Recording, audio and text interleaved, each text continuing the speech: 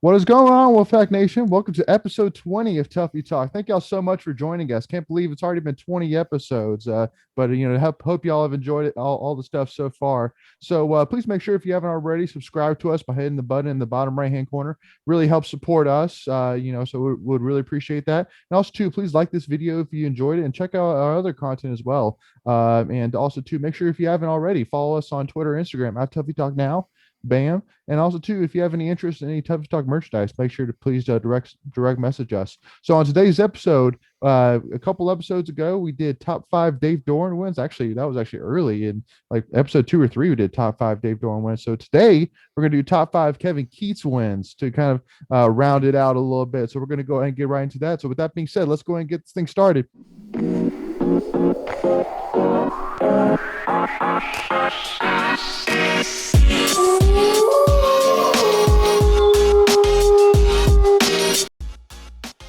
What's going on, Wolfpack Nation? Thank you so much again for tuning in. Really appreciate y'all joining us.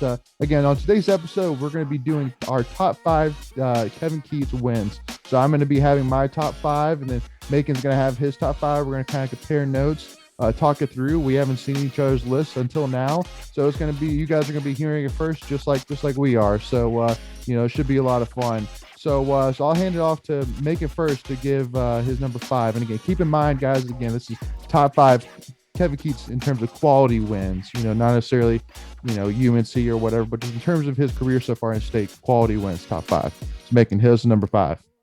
Yep. So for me, my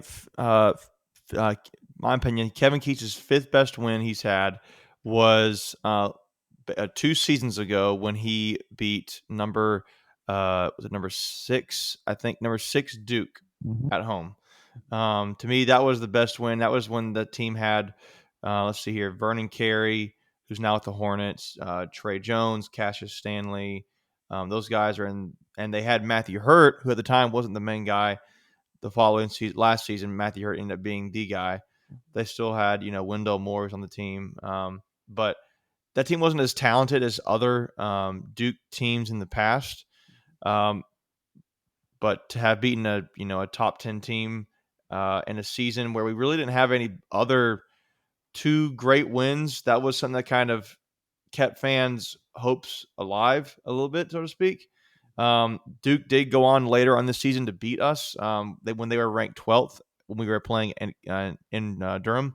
But I would say that's the biggest win I thought we had. Yeah, I mean, at least for number five. Sorry. yeah. Well, so for me, I actually had it at number two because of the fact that going into that game, I think Duke was like a 8, 9 something point favorite. But you expected, probably we are going to pull a little bit of in-state magic. But I mean, I think for any state fan who watched that game, nobody expected, even as much as we, have been known to beat Duke, especially at PNC.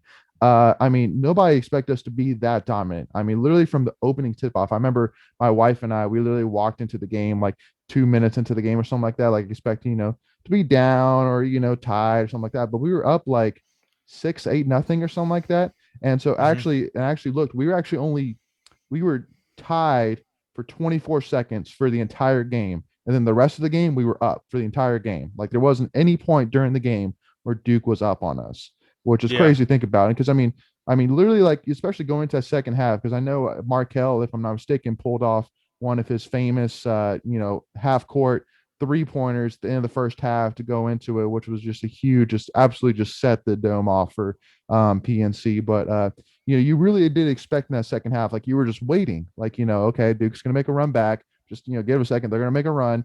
But I mean, every single time, I mean that they went for it, we answered right back. I mean, it was just from the beginning of the game to the end of the game, from the first second to the last second, we dominated that game. Period. Yeah. So And I was looking at the score here. I think so. I think it was Devin Daniels, Markel Johnson, and DJ Funderburk all scored at least 21 points. yeah. Everybody else was like, I think the next highest score was CJ Bryce with 7 points, but Mhm. Devin Daniels had 25, Markel had 28, and DJ Funderburk had 21. That was on, let me try to see here what their, Devin Daniels was shooting 53 over 53% from the field. Same with DJ Funderburk. Markel Johnson was shooting 52.5% Wow. Yeah. from. So So that's what I'm I mean, saying. those three just went off. Yeah. I mean, well, again, it was just a complete dominant win from all aspects. Everybody was clicking, and And I'll add this too. Markel Johnson shot 5 of 6 from 3 point that game. mhm, I feel like that was big for that game because he shot 83+% from three. That does not happen very often. So mhm. that was a really good win for State. Absolutely, absolutely. So for my number five, um, so I actually have in 2017 Keats' first season when we beat number two Arizona. And the reason why I don't have this higher is mostly because, first of all, it was at the beginning of the season. I think it was like during like the Bahamas Invitational or something like that. So it's the first games of the season, so everybody's kind of just still trying to figure out as a team where we're going. Still trying to get things in place. Arizona actually at the end of the season wasn't quite as good. I mean, they weren't number two in the country at the end of the season. So those are kind of my two things on it, is that it's not like it was late in the season. Once both teams have had some time to kind of adjust, figure things out. But I mean, also too, just I mean, again, I had to have it on there because then I mean, Keats came on his first season. He was playing like VMI, some smaller schools, Belmont, something like that. And then he plays Arizona out of nowhere, number two Arizona out of nowhere, and boom, he wins. And I mean, I think all state fans are like, whoa, okay. I mean, Yeah. definitely did not expect that to win a game like that or even be competitive. And because the biggest thing that stood out to me really was actually Markel only had 1 point that game. He had 1 point. Hmm. Al Freeman actually, and that's kind of a name, a transfer that Keats brought in from Baylor, if I'm not mistaken, for his graduate transfer year. He scored 24 points that game. He went off that game. So I think all state fans said, okay, first of all, Keats is the real deal, and second of all, he brought with him a definite stud in Al Freeman. So that was kind of my thought on him being on that game being number five. Yeah, I that was my number four. It's Mhm. kind of nice segue into that. That was my fourth best win. Was that second ranked Arizona? You had no real expectations of what you were going to get with Keats at this point in the season because, like you said, all we had played was VMI, Charleston Southern, Bryant, and Presbyterian. That's what it was. So we played nobody. So going to Arizona, we thought, okay, yeah, we've got a good lineup for this team, but we don't really know what we're going to be getting. I think our starters of that game, looking at Al Freeman, Torin Dorn, Sam Hunt, Markel Johnson, and Leonard Freeman. Mhm. Coming off the bench were Beverly, Omer Yurtsevin, there's a name for you, and Abu.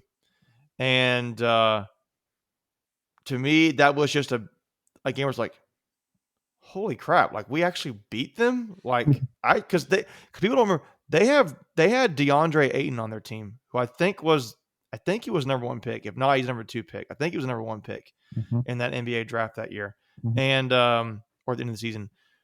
And now he's like a stud. He's like a young stud, kind of in that same group in the NBA right now with Trae Young and Doncic and I'm trying to think of who some other guys are younger, but basically in that kind of group, you could put Bam Adebayo. Ball. You could put Ball on there. Lamelo Ball for the Hornets. Adebayo. Yeah, that Mhm. young core or nucleus of NBA players. He's one of those guys now for Phoenix with Devin Booker there too. So he was no joke, and he scored I think about 20 points. Another guy that was on that Arizona team was a guy that NC State recruited, or Mark Godfrey did.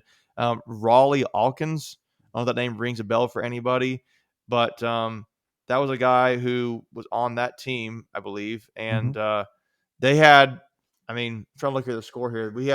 It was a tie game going into halftime, but we ended up, kind of pulling it out at the end. So it was just a really eye opener, set the tone for Kevin Keatts going into the season and kind of really raised the bar in fans' opinions, in my opinion. Well, because one of the biggest stats too that actually really stood out to me when I was looking at the box, when I was kind of reviewing the box score. So in terms of points off from the bench, we had 39 points from the bench. Arizona had 6. So Mm. I'm sure some of that is probably from Al Freeman because I don't think he started the game. But still, it just kind of solidified that again that it wasn't that I mean it showed the depth obviously that we can score that many points from the bench from guys who we really didn't expect to be have starting potential. And obviously there was some depth there, and I think that definitely paid dividends, into the season with wins over Duke, Carolina, etc. So Yeah, and yeah, I want to make a correction. Raleigh Hawkins was on that team, but he did not play that game. I didn't It think was so. it was DeAndre Ayton, and then they had another guy who people didn't follow as a big recruiting talent coming out of high school. His name was Alonzo Trier. He was on that team too. They both scored a combined 54 points. Both scored 27 points. So just a really good performance. I'm trying to look up the numbers for what they scored. Alfred had 24, like you said, and then that was a big game for Beverly. 20 points. Yurtsevin had 11, and then Dorn and Hunt had scored 9 in each. But that was kind of like a big game. Maybe Beverly's actually that may have been Beverly's first big game he had. Yep. Yep. Because he came in So with Keats as well. So, yeah. yeah, absolutely. So for me, so now moving to my number four. So my number four, I had the win at Virginia in 2020. So where we Mm. won 53-51. So the biggest reason why this had to be out there, I mean, because Virginia that year wasn't as dominant, especially as your previous year. I think it was the year before that they won the national championship.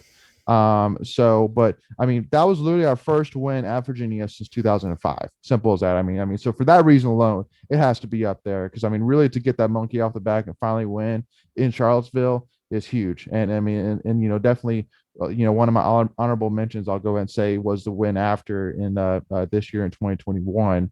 But for me, I mean, that one just has to be up that high simply because of that game, and also too mostly also too because for me, I felt like it was a grinder game. Like if you actually look at the stats, we weren't really overly impressive. We weren't really shooting the ball that great. We weren't forcing that many turnovers. It was pretty dead even, but we won by 2 points. So it was really a game that could have gone either way. And so to really pull that one out and beat a team that's tough to beat in Charlottesville, especially in a packed house. That was a big win. And also too, it put us at 14-5 and 5-3 in the ACC. So I mean, it just definitely seemed to kind of keep that upward trajectory for 2020. So which unfortunately ended with not much heads up. So definitely unfortunate there. But Yeah. I will say when you mentioned that game, Leighton, I'm really mad I forgot about that game. I would have had that probably one of my top 3 wins, top 4 maybe that Keats had. I didn't think about it. It's not on my list, but for my preparation. But man, that's a really good pick, a really good call. Yeah. Well, again, it's one of those that doesn't necessarily stand out because it's not like we beat a ranked team or something like that. But I mean, Virginia, especially under Tony Bennett, is always going to be a great team. Yeah. Always, every single year, they're always going to be great. So even though they may not be, weren't stellar by any means, they're still going to be tough to beat, especially at Virginia. Period. So Yeah. but and that was also another game too where actually DJ he actually shot 6 for 8 and had 5 rebounds, 14 points. So again, I think that was kind of one of the games that you kind of look at that, you see that we, kind of relied on DJ and he came through for us, helped us get that win. So, definite big there. So Macon, for your number 3, who you got? My number 3 was our in the 2018-2019 season. Mhm. So that would be Keats' second season when we hosted Auburn, and we had that as their at home, and to me that was a huge win. We had just lost to Wisconsin in the Big Ten tournament. That was the game where that guy had flopped and got 5 charges called against us, and it was making everybody mad. But because that was a bogus game, but this game had uh, a lineup that I think I think it was the following season, was when the season when Auburn made it to the Final Four. It may have been this one. It was Maybe that not this one. season. It was that season. Okay, Mhm. I couldn't remember. Yeah. Um, so even more so, they had a lineup that went to the Final Four, and their lineup was pretty solid going into. Everybody was like, "Oh man, these guys are just tough." That's what they got. It's not like they're athletic guys, but they were just saying they just play really hard. Like I don't say old school, but kind of they'll muscle you around a little bit, and really good shooters on that team.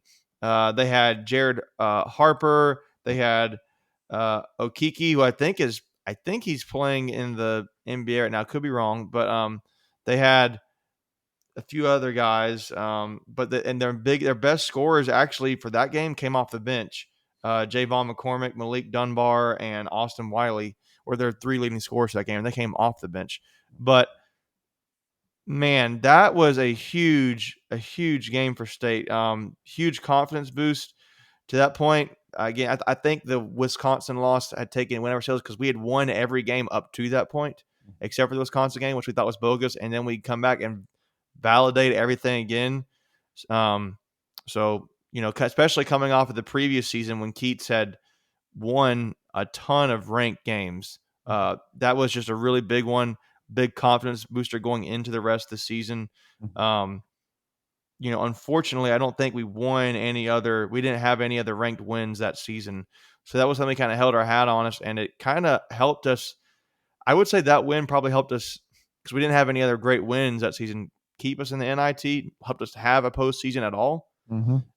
So Yeah. that's for Yeah. No, sure. I mean, so it's funny that USA, it's you made me think like, cause it's my number three as well. So, There you go. yeah, so really for me, the biggest thing too is, going into that game, I think, it was pretty clear that, everybody was saying, Auburn, has a tough backcourt, man. It's going to be really tough. It's going to be really tough to hold them and limit them, shooting wise. And the biggest stat was stood out to me was they actually shot, so from the field, they shot 48%, but from three-pointer, they shot 5 for 25, so 20% from threes, which I know going, up to that point is definitely an odd point for Auburn because again, just like you said, they're a team that loves to shoot the ball and shoots the ball well.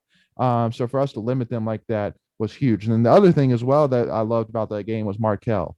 He went off that game. He had a career day, 27 points. I know that there was that one stance where I think he made three straight three-pointers, and that's just another moment in time that just sent the PNC roof off. And he just was just on fire, for three Right. straight possessions and was just going off.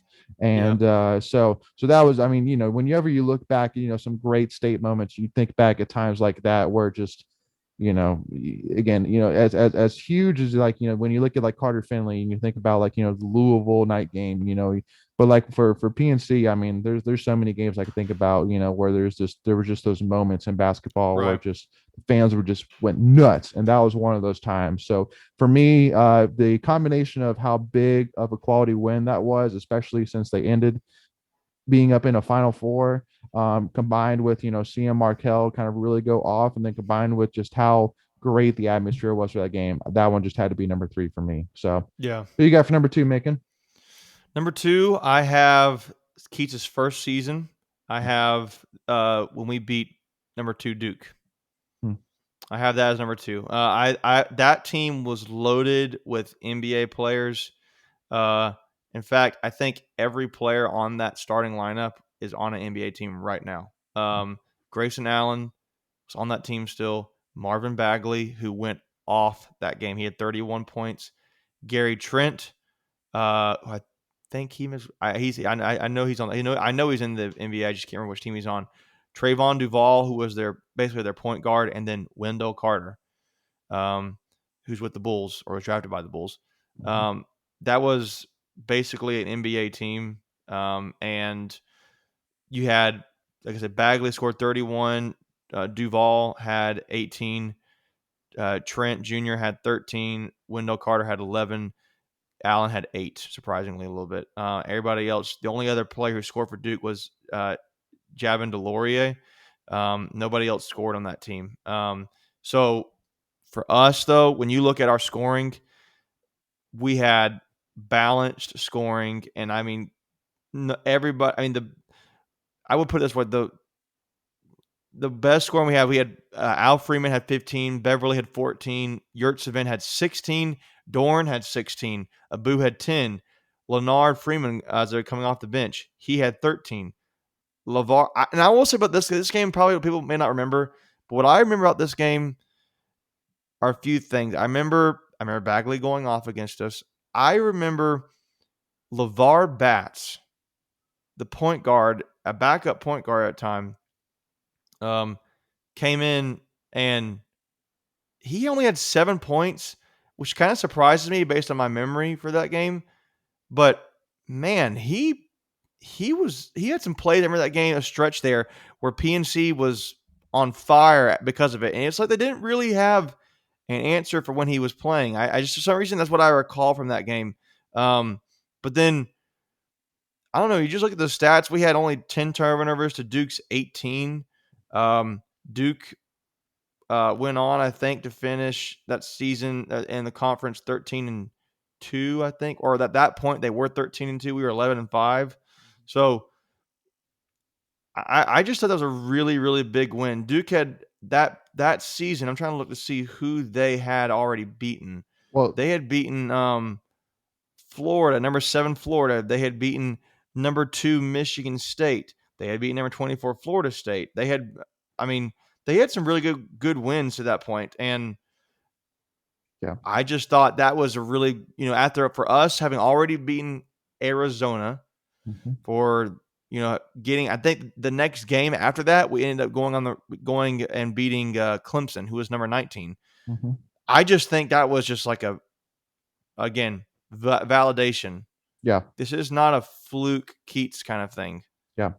Well, So because the biggest thing too, which I mean, first of all, I mean, I want to say about LeVar. So I mean, I know really, I think even when we recruited him, we kind of knew that really his strength was on the defensive side. He's a guy that just plays hard, and defensive wise, that was his strong point. And because I know even now, uh, I know he left us after the first year, and then he transferred to another school. I think it's a I local think it school. was UNC Asheville. That's what it was. Yeah, I Yep. think something like that. And then I think now he's transferring again. So again, definitely that game. I think when I kind of look back, I look at really how defensively strong he was. But just unfortunately, in today's age of basketball, it's all about scoring. Unfortunately, which unfortunately I just think is not one of his strong suits. Which it is what it is. So but yeah, I mean, so really for that game, I kind of take a look at that. So I will go ahead and say that's actually not in my top five, but you'll see why when I get to my number one. But I mean, but the big thing, for me that really stood out about that game was how I think that with especially like with Gottfried, you kind of felt like those wins against Duke, Carolina were like whoa, okay, like we got a big win, like we should storm the court. This is amazing, all that. I mean, not to say that still isn't kind of the mindset, but the biggest thing which you kind of saw from Keatts was it wasn't to him like he viewed it as, oh, these were amazing wins, like these stand out. To him it's like, we beat Duke. It was kind of that swagger perspective. And I think that all state fans want is that we don't want, beating Duke and Carolina to be like, oh my God, we beat Carolina Duke. Like, that's amazing. We want to be, win half, the games or even more, that they win. We want it to be competitive. We don't want it to be just like, an ever so often thing. So that was the thing I loved about that game was, again, it was that swagger from Keatts of like, Yeah. yeah, I beat Coach K, so what, almost to a point, like no Hmm. disrespect at all, but just, that swagger and, kind of seeing kind of where he wants to go with this program. But yeah, I mean, definitely strong. I think, a lot of state fans, are excited to see that, building off of just like we were saying earlier, building off that win over number 2 Arizona to beat Duke. To really just kind of solidify, just like you're saying, that that beating number 2 Arizona was not just a fluke, that we're actually a really good team here, and we really do have something special. And overall, even though we lost in the first round, I think it was against Seton Hall in the NCAA tournament, you know, it was definitely a great building block for the program to build off of that first year. And so definitely, can kind of hope that, we can kind of, even still to this day, kind of use it to kind of jump off of. Yeah. So just a reminder too. So for me, from my number 2 was the 2020 win over Duke. So we already touched base on that. So Mick, I'll hand over to you to give us your number 1. And I'm assuming, since I haven't heard it yet, we might have the same one, but I could be wrong. My number one was the overtime win against Carolina. Yep, same here. Yeah. Yep. Number one so for Keats so far at this point was that game. I mean, last time we won was 2015, and then before that, I was just looking it up. I think it was 20. The last time I won at At Chapel Dean Dome. Hill At the Dean Dome. was the Dean Dome was 2003. which is also in overtime. Yep. Last time we beat Carolina in 2007, beat them in 2013, beat them in 2015, and then 2018. But the 2018 game,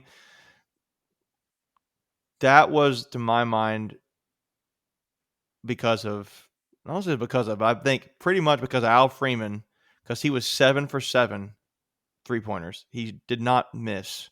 And Markel Johnson. I mean, Markel Johnson just kind of showed what a grown man he was on that court. And he showed he was the best point guard on that court. 'Cause I think everybody was like, oh, Joel Berry is going to be so much better. Markel Johnson's like, forget that. I'm the better player. Yeah. And I'm going to make it sure everybody knows it. And he did. And Yeah. I don't remember I'm trying to look up the stats for that game, but Well, and because the one big thing too that I really took a lot of pride off of again is again just like what we say with football. At the end of the day, it takes the right guys that know how to win and know how to find a way to win, know how to bounce back, be resilient. And so I even look at like the first play. If you look at the first play of the game, it was a tip off, and then like the ball was on the court, everybody was scrambling for it, and Theo Pinson, somehow find a way to pull it out, went down the court, and Homer slammed it. And, of course, Dean Dome just jumped off. So, like, immediately, first play of the game, immediately kind of State was kind of put up against the wall and I mean, easily, you kind of look back and you think, okay, that could have been a here we time go where, again. maybe Yeah. not so strong State team might, be like, oh gosh, like what have we gotten ourselves into? But again, I mean, they bounced back. O'Meara, had a great game because that's one of the big thing as well. And I'll go ahead and tell you. So the two players that really stood out to me as well, besides Markel, was first of all O'Meara, but also to Torin Doran. Because actually, Torin Doran actually had 20 points that game. Yep. I'm And looking at because, it now. Yeah. yeah, and because when you look back at the season before with Gottfried, O'Meara and Torin were two guys. I remember Torin, there'd be multiple times where he'd go 0 for 2 from like he'd miss 2 straight free throws or something like that. And he was just not impressive. But he was somebody that was really hyped coming out of UNC Charlotte, winning conference player of the year and all that. And so he got here at state and you go, what the heck? What this is not what we expected. And then that was a game where you kind of go, that's the guy we were waiting on. Like that's the guy. And then same thing with O'Meara. He came in as this big, Turkish recruit and then he got to, state and he wasn't really heard much of. But then I mean he came and we relied on him. I mean, at the end of the day, when we needed him to make a rebound or make a shot, he was there that game or for most of that season. So that's why to me, I think that that kind of stood out a lot to me for Keatts because it kind of showed that he was able to bring the best out of his players at the time. I still think that that's the case as well. Overall, I mean I know it's hasn't really been as consistent, but it definitely can prove to show that that they bought in, that guys like Torrin and O'Meara, who went through a coaching change, immediately bought into Keatts, and obviously paid dividends that season. So Yeah. Yeah, that was to me the biggest win he's had, no question about it. I remember where yeah. I was when we won that game. Mm-hmm. So, Well, yeah, I was. because even like if you look at the UNC team, I mean, like they had Luke May, who I mean, I know every state He fan can had say is 31 absolutely that game. a I think he had thorn. 30, Yeah, 31 that game. yeah. Who's absolute a thorn in the NC State side. And then they had Joel Berry, they had Cam Johnson, who ended Who's up with being a the first round pick. But I Suns now? mean, Yep. he could have been a first round pick whenever he left, but he just decided to stick around. For some reason, like all Carolina fans, I mean, all Carolina basketball players decided to do. And, but I mean, that dude is tall and he could shoot three, man. And then obviously having Theo Pinson, who, I know he was jumping around the G League for a little bit, but again, he's a strong player that can make a highlight film, and so that was overall a great UNC team. So, I mean, for us to beat them and again, a grinder game, it wasn't like, a fluke, like, UNC, would make a run and we'd make a run right back. And simple as that. And when it went to overtime, where it's time to separate the men from the boys, time to put up or shut up. Markel said, "Watch me." Shot 3, Drano, Yeah. game over. Like I mean, just yeah, for me, just such a great game and a great game factor. That just for me, just whenever I think about Keys, you can't help but think back on that win. That was such a huge win for the program to really just also to Well, solidify to all UNC fans of like Keats is that no was, joke now. but see, that was the season right after Carolina just won the national championship too, Mm-hmm. because they had beaten Gonzaga in the national championship game the year before. And I mean, to go on the road and then say like, I mean, it's just a huge win for your program. They had just won the championship. You go to their house and you beat them, Yep. and everybody's talking about Carolina like they're always going to do. And I thought that was great. That was to me is Keats' biggest win. Well, and because I mean, like, just like in your, I think you're saying as well. So like, even if you look at even just when we played at Carolina the year before with Gottfried, we lost what 110-55 or something Yeah, we got crazy it. That like was that. We lost. embarrassing. The most Yeah, embarrassing loss I think I've seen us yeah, we have. lost like crazy amount. And then the next season, like 365 days later, we beat them in overtime. 95-91. Like it's such a great turnaround, So Yeah, yeah, no, absolutely. So, and because one of the games as well, I wanted to kind of bring up in my honorable mention as well. And and making feel free to do it as well. But the one big game I would actually say as well that I would put on the list was in 2018 when we played in the ACC tournament. We were kind of on that bubble for the NCAA tournament. And unfortunately, at the end of the day, we still ended up at NIT, which I think all state fans and most people would say we got duped. We should have made it in, but it is what it is. But beating because that first round we played Clemson, who earlier that season we beat, and I think a lot of experts would say that State and Clemson were really neck and neck in terms of skill level. And so for us to win a game like that, which pretty much whoever won that game would probably make it to the tournament. And so for us to win that game in a time where you would probably expect, okay, we beat them the first time, so Clemson's probably going to play a little bit more pissed off, right. kind of with that payback. And for us to pull off that win that should have gotten us into NCAA tournament, I thought was huge for Keys, just because I really expected, okay, we're probably not going to pull this one out, but Yeah. that for me was a big one. So Yeah, my honorable mention games. Like I said, I wish I would have thought of that Virginia game when I was making my list because that would have so been up there. that's an honorable mention. That's a really honorable mention. Yeah, no, that one's up there. But I would say that Clemson game was a big one. Again, we just beaten Duke. I had mentioned that earlier Mhm, going to that game.